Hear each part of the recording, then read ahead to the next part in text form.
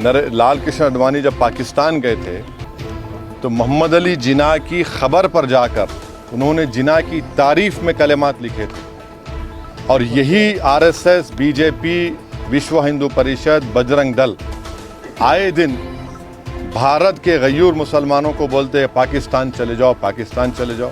अरे कम से कम तुम अवार्ड देने से पहले ये तो देख लेते कि ठीक है इतने लोग मरे तुम भूल गए, इतने लोगों की मौतें हुई, बच्चे यतीम हुए, हमारी बहनें चाहे हिंदू हो मुसलमान हो बेवा हो गई, कई घर उजड़ गए। जो शख्स पाकिस्तान जाकर मोहम्मद अली जिन्ना जो इस मुल्क की पार्टीशन का जिम्मेदार है, आप उसकी तारीफ में कलेमात लिखता है। नरेंद्र मोदी तो आडवाणी की किताब को कौन सी किताब लिखी गई थी जब जिन्ना के ऊपर जसवंत सिंह साहब लिखे थे, उस किताब को बैन लगा दिया था क्योंकि वो उसमें जिक्र था। इनको जो भारत रत्न दिया गया है,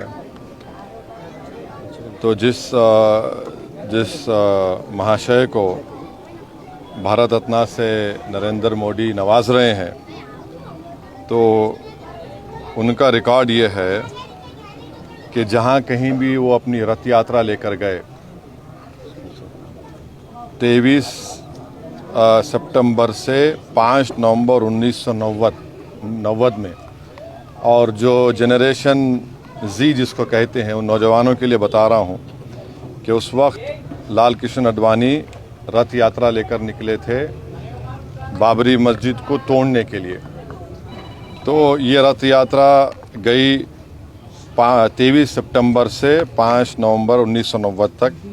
अहमदाबाद से शुरू हुआ, हरिद्वार, बिजनौर, पालनपुर, मुरादाबाद, रामपुर, धनेरा, बदायूं, अलीगढ़, मथुरा, आगरा, कानपुर, भरूच, लखनऊ, इलाहाबाद, सूरत, जौनपुर, फैज़ाबाद, वडोदरा, बाशी, वाराणसी, वायरू, रांची, पटना, मुंबई, गोधरा, हैदराबाद, जयपुर, दाहोद, बिदर, कोलार, जोधपुर, बेंगलुरु, देवानगिरी, मीरठ, रामानगरम, चन्नापटना, गाज़ियाबाद। तो उसमें जहाँ कहीं भी ये इनकी रथ यात्रा गई, बेंगलुरु, कोलार, चन्नापटना में 30 लोगों की मौत हुई फसादात में, देवानगिरी में 1, रामानगरम में 2 नवंबर को 2 लोगों की मौत हुई, बिदर में 7 लोगों की मौत हुई अक्टूबर 5, हैदराबाद में उस वक्त बदतरीन फसाद हुआ हिंदू मुसलमानों का, 30 लोगों की मौत हुई।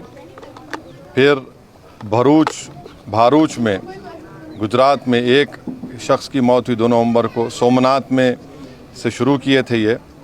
तो जहाँ जहाँ ये इनकी रथ यात्रा गई, मुजफ्फरनगर में 3 लोगों की मौत हुई, दिल्ली में झड़पें हुई, जयपुर में 47 लोगों की मौत हुई फसादात में अक्टूबर 27, 1990 में, अलीगढ़ में 3, बिजनौर में तो 58 लोगों की मौत हुई, मीरठ में 7 लोगों की 3 नवंबर को मौत हुई।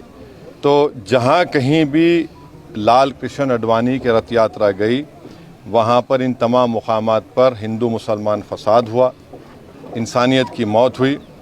और अफसोस की बात यह है कि नरेंद्र मोदी की हुकूमत उनको इस मुल्क का सबसे बड़ा सिविलियन अवार्ड भारत रत्न से नवाज रहे हैं।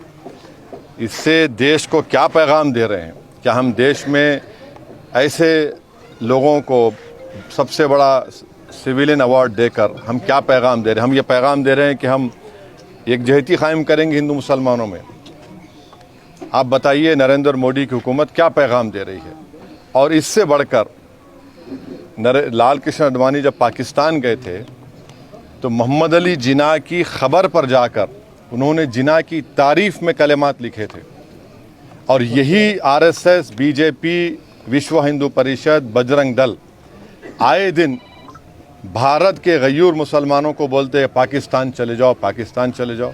अरे कम से कम तुम अवार्ड देने से पहले ये तो देख लेते कि ठीक है इतने लोग मरे तुम भूल गए, इतने लोगों की मौतें हुई, बच्चे यतीम हुए, हमारी बहनें चाहे हिंदू हो मुसलमान हो बेवा हो गई, कई घर उजड़ गए। जो शख्स पाकिस्तान जाकर मोहम्मद अली जिन्ना जो इस मुल्क की पार्टीशन का जिम्मेदार है, आप उसकी तारीफ में कलेमात लिखता है। नरेंद्र मोदी तो आडवाणी की किताब को कौन सी किताब लिखी गई थी जब जिन्ना के ऊपर जसवंत सिंह साहब लिखे थे, उस किताब को बैन लगा दिया था क्योंकि वो उसमें जिक्र था। आप ऐसे आदमी को अवार्ड दे रहे हैं जो जिना की तारीफ़ किया। तो इससे आपका ये सो कॉल्ड नेशनलिज्म दिखता है। हम जो अवार्ड दिया गया है, हम समझते हैं कि ये हमारे अवार्ड की तौहीन है। इससे पहले बहुत बड़े बड़े लोगों को ये अवार्ड दिया गया था, मगर जो शख्स रथ यात्रा के ज़रिए जहाँ जहाँ रथ यात्रा गई वहाँ पर फसाद हुआ, जिस शख्स की मौजूदगी में बाबरी मस्जिद की शहादत हुई, ये अलग बात है कि कोर्ट ने किसी को खाती नहीं पाया, ये भी एक बड़ा मजाक है और उसकी अपील नहीं की गई। तो हम इसको नामुनासिब समझते हैं, गलत समझते हैं और हम समझते हैं कि भारत रत्न के रुतबे में कमी आ रही है इस तरह के नरेंद्र मोदी की हुकूमत फैसले जो कर रही है। इसलिए हम ये इस बात को ख़तई नहीं मान सकते कि ऐसे शख्स को आप अवार्ड दे रहे हैं जो भारत में हिंदू मुस्लिम फसादात हुए और उनकी मौजूदगी में बाबरी मस्जिद की शहादत हुई। उन जो होम मिनिस्टर थे, 2002 का राइट हुआ, तो हम इसको गलत फैसला मानते हैं। ताज़ा खबरों के लिए विजिट करें द फैक्ट इंडिया की वेबसाइट और डाउनलोड करें द फैक्ट इंडिया ऐप।